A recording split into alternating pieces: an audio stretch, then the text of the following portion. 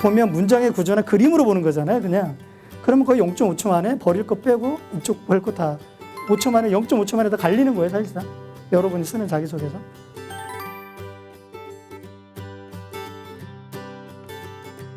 내가 뭘 쓸까를 갖다가 고민하는 것보다 무엇을 물어보는지를 이해하는 게 더 굉장히 우선시해야 된다는 것을 좀 말씀을 좀 드릴게요.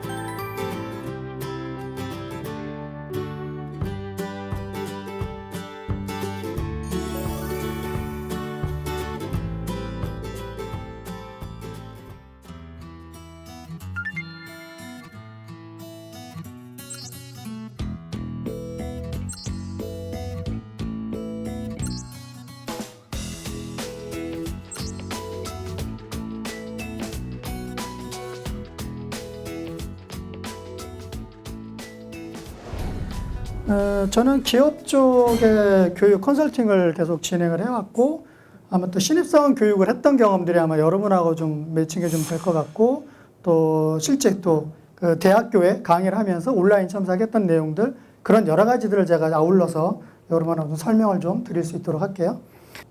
인사 담당자들은 여러분 자기소개서 보면 어떨까요? 그거 다 읽을까요? 다 읽을까요? 그냥 보면 알겠죠. 사실상 교육 그 인사 담당자들은 대부분 이제 SK나 이런 데서도 아예 스타 기법으로 작성을 하라고 하잖아요. 이미 한 줄에 상황이 명확히 있는지, 거기에 어떤 과제를 했는지, 구체적인 행동이 있었는지, 그 결과가 있었는지는 저도 봐도 거의 3초는 넘지 않거든요. 근데 그분들은 늘 그걸 보기 때문에 제 느낌에는 거의 뭐 이렇게 물어보면 거짓말 못해서 0.5초 안에 그냥 골라낸대요. 그러면 딱 보면 문장의 구조나 그림으로 보는 거잖아요, 그냥. 그러면 거의 0.5초 만에 버릴 거 빼고 이쪽 버릴 거 다 5초 만에 0.5초 만에 다 갈리는 거예요, 사실상. 여러분이 쓰는 자기소개서. 그리고 그 중에 이제 누구를 면접할 거냐에 따라 이제 몇 초 정도 더 보겠죠. 그리고 이제 면접할 대상자는 질문을 해야 되니까 구체적으로 내용을 보겠죠. 근데 여기서 중요한 건 뭐예요? 그냥 딱 보는 순간 안다는 얘기죠. 그 얘기는 내용보다 뭘 봐요? 형식을 봐서 그래요. 형식을. 그 형식에 맞춰졌는지가 연습이 되어 있기 때문에 딱 어떤 상황이지? 이거 했다는 거야? 그리고 뭐야? 이렇게 했다는 거구나. 그럼 결과는 뭔데? 요게 그냥 구조예요. 이게 문장을 보는 게 아니라 단어 속에서도 그냥 보이거든요. 그래서 짧은 시간에 그걸 볼 수 있다는 얘기입니다. 그래서 굉장히 많은 자기소개서를 보기 때문에 그 구조에 맞춰서 명확하게 여러분이 그걸 기술해 내야 된다는 얘기죠. 그래서 오늘 거기까지가 실은 내가 무슨 글쟁이도 아니고 쉽지 않거든요. 근데 그거를 좀 더 쉽게 접근하는 방법까지 오늘 제가 진행을 해보겠습니다. 그리고 또 하나 이제 상황에 대한 거를 좀 보려고 하는데요. 이것도 한번 문제를 한번 내볼까요? 이상하게 이런 문제를 중학생들이 잘 맞히더라고요. 정답은? 힌트를 드리면 아까 상황이라는 걸 줬죠. 정보라는 거는 단어만 줘도 그걸 이해를 해야 돼요. 특히 여러분 자기소개서 쓸 때 보면 질문 문항들 있잖아요. 문항에는 문장으로 되어 있어요. 그리고 구체적인 단어가 1개 내지 3개, 5개까지 가지도 않죠. 그죠? 그 선에서 그 단어가 의미하는 바가 뭘까를 이해하지 않는 선에서 실은 기술해낼 수 없겠죠. 대체적으로 제가 참석하기 전에 여기서 물어보는 내용이 뭐야? 라고 물으면 머리를 극적여요. 그럼 의도는 뭐야? 그러면 더 극적거려요. 그런데 내용을 썼어요. 답을 알고 쓴 건지 어떤 건지 쓴 거예요. 질문 의도도 모르고 쓰는 거죠. 앞에는 상황이라는 걸 줬고 힌트를 더 드리면 마이너스 플러스가 3이니까 일반적으로 셈은 아닌 거죠. 그죠? 근데 우리는 아닐 것 같다 생각하는데 여전히 셈을 계산하죠. 못 벗어나오는 거예요. 시계를 얘기를 하는 거죠. 상황이 바뀌면 거기에 맞는 접근을 해줘야 된다는 얘기입니다. 근데 여러분 자기소개서 쓰다 보면 그 내용이 많지 않다 보니까 있는 거를 그냥 질문에 막 집어넣어 버려요. 그 상황이 무엇을 요구하는지를 갖다 왜 이 질문을 던졌느냐 이것들을 갖다 이해를 하고 써야 되는데 그렇지 않고 그냥 넣어버리게 되는 거죠. 이거는 시계에 대한 정답을 물어보는 거죠. 자기소개서에서 보면 여러 가지 동의부터 내용들이 질문들이 있는데 그 질문이 무엇이며 왜 물어보는지를 내가 모르는 이상 그걸 쓰기는 굉장히 어렵죠. 그래서 내가 뭘 쓸까를 갖다가 고민하는 것보다 무엇을 물어보는지를 이해하는 게 더 굉장히 우선시해야 된다는 것을 좀 말씀을 좀 드릴게요. 여러분 자기소개서에는 뭘 쓰죠? 뭘 쓰죠? 자기소개서에? 경험 쓰는 거죠. 경험이 뭔지에 대해서 한번 고민해 보는 겁니다. 네이버에서는 경험을 이렇게 정의를 해요. 지식에 대한 또 실제 겪었던 또 영향을 주는 일체형 뭐 이런 것들을 다 경험으로 정의를 하고 있는데 스토리를 쓰려면 그죠? 대부분 행동을 쓰게 돼요. 근데 그 행동을 쓸 때 자꾸 남이 쓴 걸 보고 베끼고 그걸 따라가려니까 결국에는 뭔가를 써놓고 자꾸 컨설턴트 분들한테 고쳐달라고 얘기를 해요. 그리고 이제 한참 듣고 본인이 수정하고 그러고 나서 또 이제 뭐 어딘가 이력서 내겠죠? 근데 또 회사가 바뀌었네? 근데 약간 그쪽 질문 상황이 달라? 이걸 고쳐야 되는데, 이거는 어떻게 고칠까요? 일단 본인이 고치고도 자신이 없는 거야. 그러니까 또 다시 이걸 고쳐달라고 하고. 이게 뭘까? 왜 그런 현상이 벌어질까? 본인의 경험에 대해서 저쪽에서 요구하는 대로 내가 뭔가를 표현해내는데, 왜 나는 자신 없게 이걸 자꾸 수정하고, 아무리 생각해도 이쪽에 매칭이 안 되고, 일단은 첫 번째는 그쪽에서 뭘 묻는지 모르는 거예요. 두 번째는 내 상황을 어떻게 구체적으로 표현할지가 연습이 안 돼서 그렇죠. 그죠? 그런데 지금 생각해 보세요. 경험이 지금 뭘까의 단어에 대해서 지금 그걸 표현을 못 내고 있잖아요. 쉽지 않잖아요. 근데 어떻게 자기소개서를 쓸 수가 있지? 어렵죠. 그런데 제가 뒷단에요. 아마 10분 정도 지나면 굉장히 수월하게 접근할 수가 있는데 언어를요. 우리는 보통 생각이 바뀌면 습관이 바뀌고 습관이 바뀌면 행동이 바뀌고 뭐 굉장히 많이 듣던 얘기가 있죠. 그런데 언어를 스스로 정의를 하면 생각과 행동이 같이 바뀌어요. 진짜 그럴까요? 진짜 그럴까요? 언어를 스스로 정의를 하면 지금 여러분 잠깐 그 연습한 거예요. 경험이 뭘까? 사전적 정의가 아니라 잠깐 그러니까 내가 20년 넘게 살았는데 그러니까 경험이 그러니까 나는 그러니까 이렇게 그러니까 뭐라고 대답하죠? 이게 안 된 거예요. 그런데 그 단어에 정의하는 몇 가지만 연습이 되면 그죠? 여러분 자기소개서 문장에 대한 이해도 자기소개서 정말 나를 표현할 수 있는 것. 근데 이게 왜 필요하냐면 옆에서 아무리 컨설팅을 해줘도 그 상황에 깊이 있는 생각이 표출된 거거든요. 그런데 인사 담당자를 원하는 건 그 깊이 있는 그 생각을 궁금한 거예요. 왜냐하면 그 행동은 이 안에서 생각이 됐기 때문에 그 행동이 발현이 되는 거거든요. 그걸 보려고 하는데 대부분 남의 관점을 베껴서 쓰다 보니 알 수가 없는 거예요. 그러니까 자꾸 2차, 3차 질문을 던지는 거지. 혹시 이게 왜 이런 정도 행동이면 내가 옛날에 진짜 내가 이런 생각을 해서 하게 됐는데 그 얘기가 나와야 되는데 안 나오는 거야. 그러니까 안 나오면 어때요? 경험이 경험이 아니라 베꼈구나. 조건이 안 되는데. 다른 행동이면 다른 생각이 분명히 있어서 그 행동이 나온 건데 다른 행동은 맞아 뭔가가. 근데 질문하는데 어떻게 이런 생각 갖고 이 행동이 나왔지 이해가 안 되는 거지. 그럼 베껴 쓴 거죠. 베껴 쓴 거죠. 근데 충분히 조금만 고민해 보면 작은 경험이라도 내가 왜 그 행동을 했지가 다 있어요. 그거를 발견을 해서 하지 못해서 그렇지. 이제 기업 사례인데 이제 원가 중요하죠. 이게 3년 전 버전인데 도요타의 원가는 굉장히 현대자동차와는 완전히 차원이 다릅니다. 보통 이제 원가는 이게 20계열도 있던데 설계단에서 거의 80%가 정해져요. 그리고 양산 단계에서 거의 20% 수준에서 굉장히 원가를 지금 아끼려고 하죠. 근데 도요타는 설계단부터 해서 모든 원가를 진행을 해요. 그리고 신차가 나오면 보통 이제 CE라고 해서 치프 엔지니어 사장이 설계에서 양산까지 모든 걸 다 총괄을 해요. 그러니까 설계 단계에서 어때요? 이미 원가를 낮추려니까 설계 도면에서부터 어떤 재료를 쓸 거냐부터 이게 다 나와요. 이 기준은 어디로 하냐면 원가에다가 이것저것 붙여서 마진 붙여서 차량 가격을 정의하는 게 아니라 이 차가 나갔을 때 시장 가격이 어느 정도가 돼야 먹힐겠다를 다 조사를 해요. 그러면 이게 애초에 4,500에 팔려고 했던 게 이게 4,300이다 그러면 마진을 거기다 뭐 500 정도 잡으려면 나머지를 맞춰야 되잖아요. 그럼 그 기준에 맞춰서 설계단부터 다 들어가는 거예요. 굉장히 이렇게 하는 데가 국내 그닥 없거든요. 진짜 없어요. 찾아볼 때가. 그래서 이거는 굉장히 중요한 이슈인데 띄워야 되겠다. 그래서 도요타의 원가라는 책을 도요타 엔지니어링의 호리끼리 회장이 지은 책인데 이걸 가지고 좀 뿌려야 되겠다 해서 이제 아까 도대체 원가가 뭐길래 해서 신문에 그렇게 그 기사를 냈거든요. 근데 한국경제신문사가 라운드 테이블에 168개밖에 자리가 없는데 425명이 와서 접이식 의자만 한 200개 주문하고 30명은 뒤에 서고 나머지는 지금 뒤에서 돈 내고 와서 지금 이렇게 저는 현장 등록도 있어서 노쇼를 감안하고 했는데 불과 440명 중에 10명 빠지고 430명 중에 25명이니까 5명만 안 오고 다 온 거예요. 실은 저도 굉장히 보통은 한 5%, 10%가 노쇼가 있는데 저의 착각이었죠. 그래서 굉장히 이제 죄송한 경우도 있었는데, 근데 어쨌든 중요하게 원가라는 걸 잡았었고 키워드를 그렇게 잡은 거죠. 도대체 원가가 뭐길래 지금 이렇게 도유되는 난리가 될까? 뭐 이런 내용이고, HR 트렌드? 우리는 보통 트렌드를 정의를 할 때 그냥 그런 트렌드라고 끝나잖아요.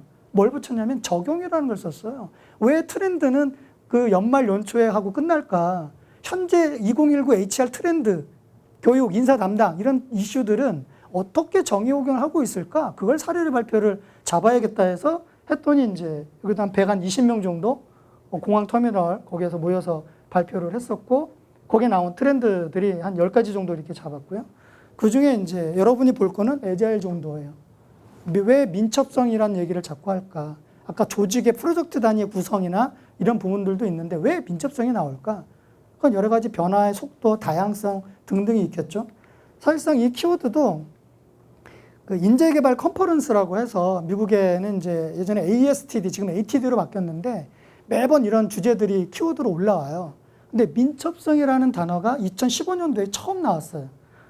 저도 그때 이건 또 뭐야? 뭐 이러고 봤는데 2017년도에 그 이후에 조사를 해봤더니 다 뒤져봤거든요. 그 발표 제목마다. 근데 거기에 다 붙는 거예요. 리더십의 민첩성, 또 민첩한 인재, 사고의 민첩성. 이게 다 붙는 거예요. 이 얘기는 뭐냐면 아까처럼 두 가지를 저는 반영을 하는 것 같아요. 변화 속도가 그만큼 빠르다는 부분과 굉장히 다양하기 때문에 그 순간순간에 프로젝트가 굉장히 생성이 많아진다는 얘기고, 거기에 내가 단기로 참여하다 들어갔다 이게 다른 거죠. 그러면 이게 지금 기업의 현상이에요. 그러면 어떤 인재를 뽑을까는 벌써 나오죠. 기본적으로 할 수 있는 역량도 있지만 한참 어때요? 기존에 성실하다 이건 뭐예요? 아버지가 성실하면 아버지가 일을 잘했어요. IMF 이전 이후에. 그러니까 부모를 저는 정말 바람직한 부모를 닮아서 뽑았어요. 그런 분들이 일을 했으니까 시대가 바뀐 거예요. 보통 자소서 그렇게 쓰지 말라고 하는데 옛날에는 그렇게 써서 일을 했어요. 지금은 아닌 거지. 잘못된 게 아니라 시대가 맞지 않는다는 얘기를 합니다. 지금은 뭘 원해요? IMF 이후에 한참 키워드가 했던 거는 삼성이 막 그것도 몰입을 했었는데 창의였어요.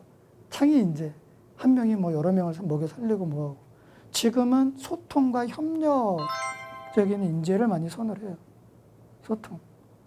지금 또 세대 차이가 워낙 커서 벌써 한 2년 차이도 굉장히 세대를 지금 갈등을 겪고 있는데,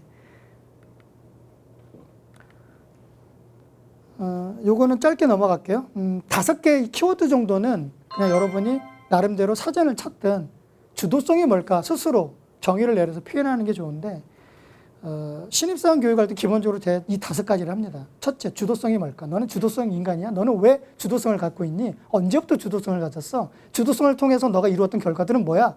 이것만 가지고도 몇 시간을 교육을 합니다. 그게 뭘까를 스스로 찾게끔 하기 위해. 그리고 목표를 해요. 목표가 뭘까? 근데 여기서 주도성을 딱 가려버리면 목표가 의미가 없죠. 그죠? 근데 목표는 의미 있게 세웠어요. 스스로 자기가 주도성을 가지고. 그럼 뭐 해야 돼요? 도전을 해야 되죠. 그런데 도전하려고 보니 도전할 목표가 아니네? 목표 설정이 잘못된 거죠. 그죠? 근데 그 목표를 또 이루려면 어때요? 창의와 융합이 들어가야죠. 그죠? 다양성 때문에 그렇습니다. 그 다양성의 어떤 조합, 그 안에 융합은 이미 콜라보레이션이 일어난 상태죠. 그죠? 그 안에서 또 다른 거가 창출이 되는 걸 의미합니다. 그리고 일을 혼자 하는 게 아니기 때문에 소통과 협력을 통해서 얼마나 그 목표를 도달할 수 있을까. 근데 여기에 가장 첫 번째는 주도성이에요. 그래서 아까 제가 언어를 스스로 정의해보라고 한 거예요. 야, 어떻게 이 친구는 이런 걸 이렇게 남들도 고민하지 않는 걸 스스로 이렇게 정의를 내려서 이렇게 표현해내지? 그 주도성이 있어야 이 모든 게 의미가 있죠. 여기서 앞에 빨간색 주도성 빼보세요. 주도성이 없는 목표, 주도성이 없는 도전, 주도성이 없는 창의, 주도성이 없는 소통, 이루어질 수 없죠. 이게 첫 번째입니다. 그래서 자기소개서에 이거는 필히 표현이 돼야 되죠, 본인이. 그리고 아까 봤던 성공 취업하기 위해서 직무는 가장 기본입니다. 직무는. 그게 직무가 여러분이 다른 직무를 선택했으면 그 직무를 단기든, 그죠? 거기에 접한 노력들이 들어가 줘야 되겠죠? 그리고 경험은 그와 연결된 거를 충분하게 스타기법을 통해서 표현이 돼야 됩니다. 뭐 이거는 짧게 넘어갈게요. 탈탈 털리는 거. 아직도 이런 걸 쓰니까 그냥 보여주는 거예요. 짧게나마. 일대기형으로 써요. 슬하의 자녀. 저는 3남 3녀의 뭐 누구? 구애형? 능력도 부족한데 어쨌든 뽑아만 주신다면 이게 써요. 이게 자신감이 없어서 그래요. 자신감이. 또 자랑형? 직무 선택. 이 회사를 내가 왜 왔는지가 이미 정의가 되지 않으니까 자기가 해왔던 경험은 다 집어넣는 거예요. 다 잘할 수 있으니까 뽑아주세요. 보통 우리는 그 청중 분석, 강의할 분석이라는 걸, 그러니까 1학년, 2학년, 3학년, 4학년 그게 청중 분석이잖아요. 거기에 맞춰서도 얘기를 해야 되고 3학년, 4학년의 기준에 맞출게요 얘기를 했잖아요. 마찬가지로 여러분이 선택한 기업, 왜 선택했는지 그 기준들이 있어야 되는데 없으니까 분석을 안 한 거죠. 조사를 안 한 거죠. 그리고 경력, 또 거기에 맞춰서 써야 되는데 그게 없으니까 그냥 나열을 하는 거죠. 또 글에 기본이 없는 거죠. 비프, 준영, 이거 하고요, 저거 하고요. 그럼 어떻게 해야 될 거냐? 에이퍼시픽, 아모레 얘기입니다. 결국은 직무하고의 연관성을 있어야 자기가 판단할 수 있다는 얘기예요. 판단할 수 있다는 얘기입니다. 그거 필히 잊지 마시고요. 그리고 실제 조사한 내용에도 보면 취업포털 커리어에서 어떤 직무에 대해서 표현해낸 게 아무래도 한 48% 정도가 굉장히 중요하다라고 얘기를 했고, 뭐 책임감, 어떤 분이 아까 책임감, 뭐 발판, 뭐 이렇게 얘기를 했는데, 또 극복, 긍정, 뭐 이런 단어들. 진짜 아닌 거, 이건 진짜 아닌 게 뭐냐면 이게 들어있으면 그냥 버린다는 얘기예요. 그죠? 이런 단어 쓰지 말라는 얘기입니다. 특히 귀사라는 거는 높여 부르는 말은 맞는데, 어느 세월에 그거 일주일에 막 대여섯 개씩 보내는데 어떻게 컨트롤 C, 컨트롤 V를 해요. 귀사하면 안 바꿔도 되잖아요. 그러니까 여러분은 높인다고 생각하지만 담당자가 볼 때는 성의 없다고 보이는 거예요. 필히 회사명이든 거기에 관련된 직무든 그 직무에 관련된 전문 단어들은 적절하게 써줘야 뭔가 표현이 되는 거지. 그냥, 그죠? 결국은 이제 스토리로 이제 풀어내야 될 부분인데, 분명히 상대가 누군지, 그 회사, 직무, 담당자, 뭐 이런 부분들에 대한, 타겟 설정과 거기에 대한 이해도가 여러분이 기본으로 돼야 되고요. 거기에 이제 본인이 알려야 될 건 뭘까요? 여러분 강점 5가지 썼잖아요. 필히 강점은 5가지 중에 약간 한 가지 했잖아요. 3가지 정도는 A는 B다라고 정의를 내려서 써보세요. 그럼 가지치기가 되거든요. 본인의 강점, 거기에 본인의 직무 지식, 그리고 스킬, 회사에 대한 관심, 애정, 스킬은 경험적으로 표현해내야 되겠죠. 뭘 했는지. 이런 정도가 기본으로 들어가야 돼요. 그리고 플러스 알파가 더 들어가야 되겠죠. 그런데 이게 설득력 있게 전달을 해야 되니까 짧은 시간에 글로써 스타기법을 쓰는 게 가장 이해하기가 편하니까 쓰는 거예요. 여러 가지 방법이 있지만. 그래도 합격한 자소서에 몇 가지 샘플로 봤는데 상황 벌써 제시하죠. 돈을 벌어야 했던 것, 그리고 어디에서 무엇을, 얼마 동안, 구체적으로 자기가 했던 것, 거기에 대한 액션, 그리고 결과는 어떠했는지에 대한 사항들이 그냥 눈으로 단어만 보도록 보이는 거죠. 그러니까 이걸 제가 파악하는데 3초면 저도 파악해요. 그 3초는 내용 파악이 아니라 읽을지 말지. 저는 3초면 되고 인사 담당자들은 진짜 0.5초면 파악이 될 거예요. 읽을지 말지를. 그리고 괜찮다면 보는 거예요. 보는 거예요.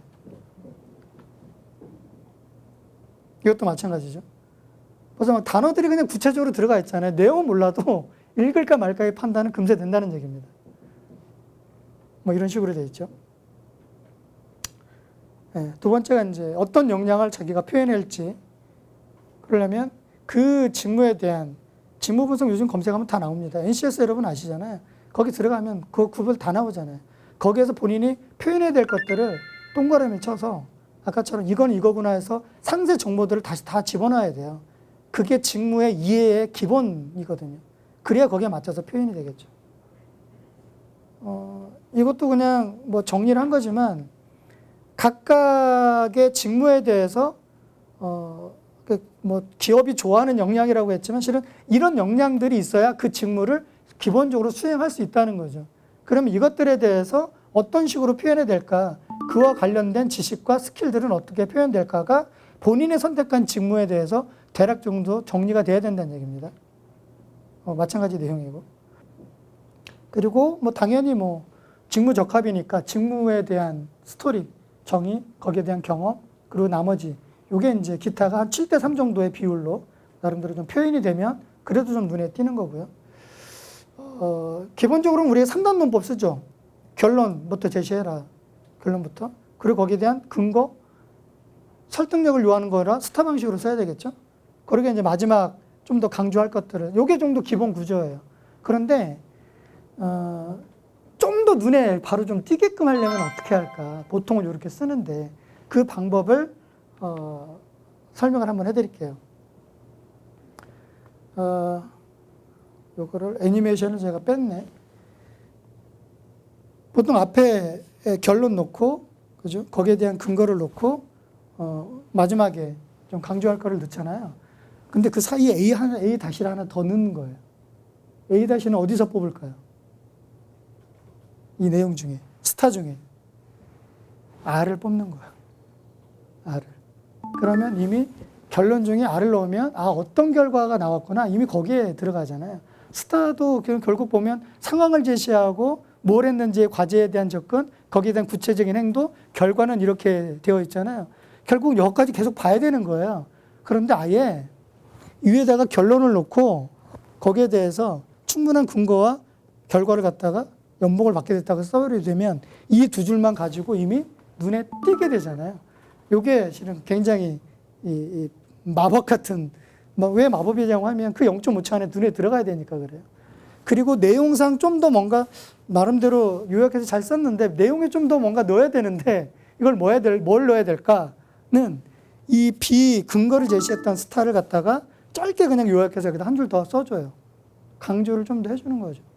요 구조가 아까 3단 논법으로 결론과 거기에 대한 근거, 그 다음에 거기에 강조할 부분을 쓰는 거에다가 기본적으로 근거의 스타의 R을 결과를 갖다가 여기다가 중간에 메꿔주게 되면 순서가 그래요. 처음부터 이렇게 쓰기가 쉽지 않죠. 왜냐면 우리도 생각하는 게 똑같잖아요. 그 상황에 내가 이거를 했는데 여차저차를 해가지고 내가 이렇게 했어. 나도 이렇게 판단하잖아요. 똑같아요. 방법은 먼저 첫 단계는 그렇게 쓰고 그리고 마지막 R을 여기다가 마지막에 올려서 문장을 이렇게 구성을 하면 뭐지? 이 뭐지? 궁금증이 유발하는 거죠. 유발. 이런 경험을 해, 이런 결론을 맺었단 말이야? 이렇게 딱 세 가지 정도가 직관적으로 표현해내는 거예요. 제가 보는 관점이기도 해요. 뭐지? 이렇게 했다는 거야? 이게 딱 3초면은 판단이 되는 겁니다. 읽지 말지가.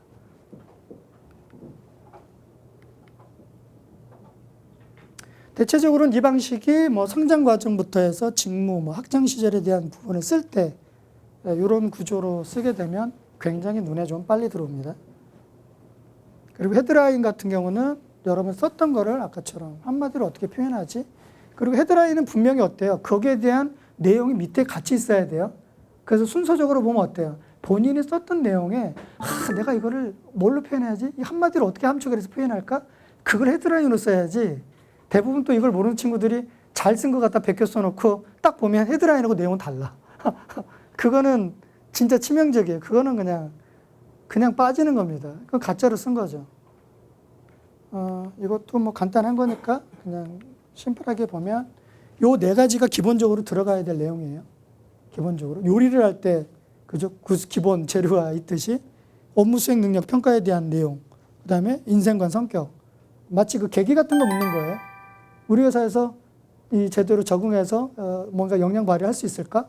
그게 여기서 판단되는 거죠. 그 다음에 지원 동기, 장래성. 문서 작성은 지금 이 A4 용지 한 장에 자기를 표현해내는데 이미 그걸로 끝나는 거죠. 그죠? 그리고 이제 요게 결국은 면접의 기초 자료로 쓰는 거기 때문에 좀 더 진짜 이게 연습이 되면 귀신같이 이거는 하나 물어보겠지 해서 이걸 던지는 문장 구조가 있어요. 담당자가 물어보게끔.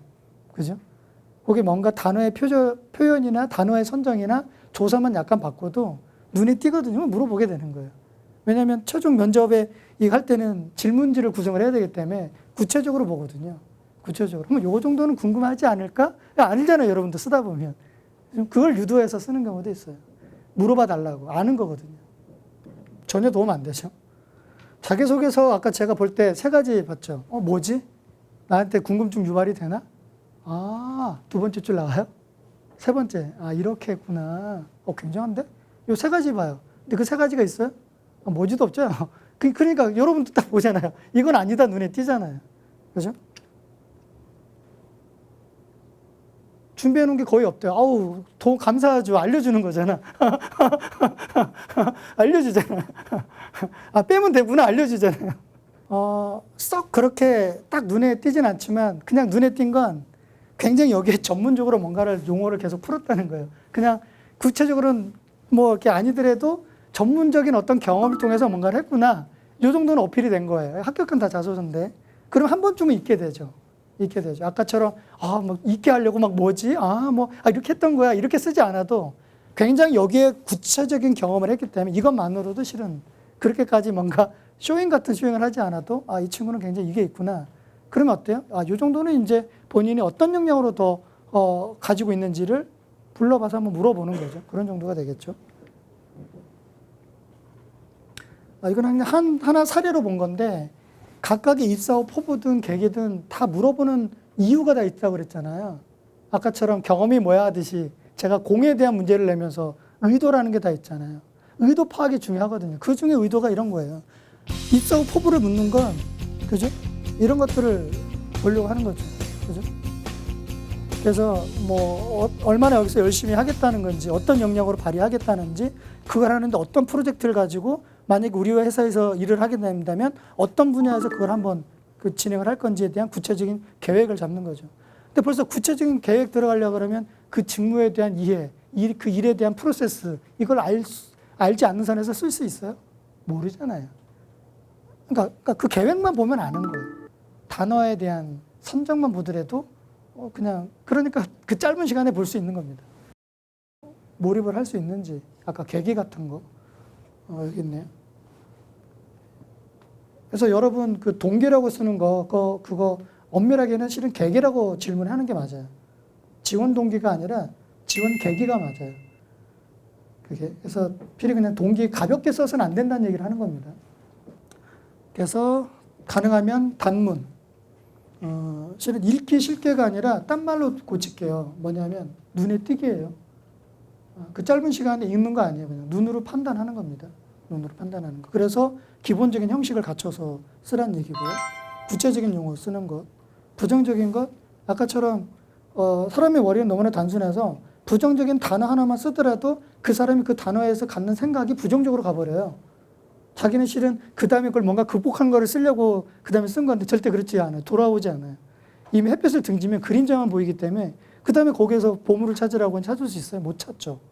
그래서 부정적인 단어 절대 쓰지 말라고 하는 얘기입니다. 그리고 설득력에 대한 부분들은 스터디법으로 사례를 중심으로 해서 쓰시면 되고.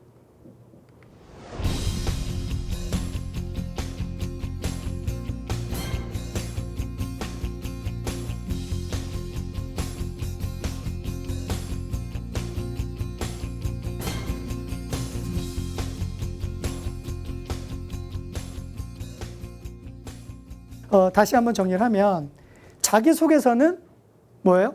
자소서리 절대 아니에요. 그리고 첫 번째 자기소개서 쓸 때 뭘 해야 돼요? 경험이 중요하죠. 그죠? 그 경험을 어떻게 표현해내느냐인데 그 표현의 과정에 내가 이해하지 못한 단어를 쓰게 되면 표현이 제대로 안 돼요. 그래서 좀 더 쉽게 접근하려니까 여러분한테 A는 B다라는 정의를 알려드렸고 그게 경험은 어때요? 어떤 친구는 아까 제가 사례로 내 방이다. 그래서 경험은 내 방이다. 자기소개서는 내 방이다. 결국 내 방은 내가 어떻게 꾸미느냐에 따라 달라진다. 또는 자기소개서는 거울이다. 결국 내가 늘상 보면서 나의 모습을 보고 내가 어떻게 표현해내느냐에 따라 그게 내 모습이다. 그래서 그 단어를 내 언어로서 이해를 하고 쓰는 것 하나. 그리고 그 내용을 설득력 있게 전달을 하려니까 어때요? 그 방법 중에 하나가 스타 기법이라는 거죠. 상황을 한 줄로 명확하게 표현해내고 그 문장에는 언제 어디서 어떻게 라는 상황들이 다 들어가 있어야 됩니다. 그리고 어떠한 과제를 했는지 눈에 띄는 과제를 쓰는 것, 그리고 구체적인 액션, 행동들을 갖다가 쓰는 것, 그 행동도 다 흐름으로 다 써줘야 되겠죠. 그리고 마지막 결론에 대부분은 자꾸 수치적인 표현 이런 걸 강조하는데 사실상 더 중요한 건 그걸 통해서 어떤 성찰, 보통 인사이트를 얻었느냐예요. 어떤 생각을 갖게 됐느냐예요. 그걸 통해서 이후에 보통 강조점 우리 마지막 요약하잖아요. 그래서 이런 경험을 통해서 나는 어떠한 일을 할 수 있겠다를 마지막으로 정리를 해내는 거죠. 그건 뭐예요? 아, 이 정도면 우리 조직에 와서 충분히 이 조직에서 본인이 그 원활하게 소통하고 협력해서 결과를 만들어낼 수 있다라고 생각을 할 수가 있는 거죠. 그래서 뭐 그렇게 또 정리를 하겠습니다. 네, 감사합니다.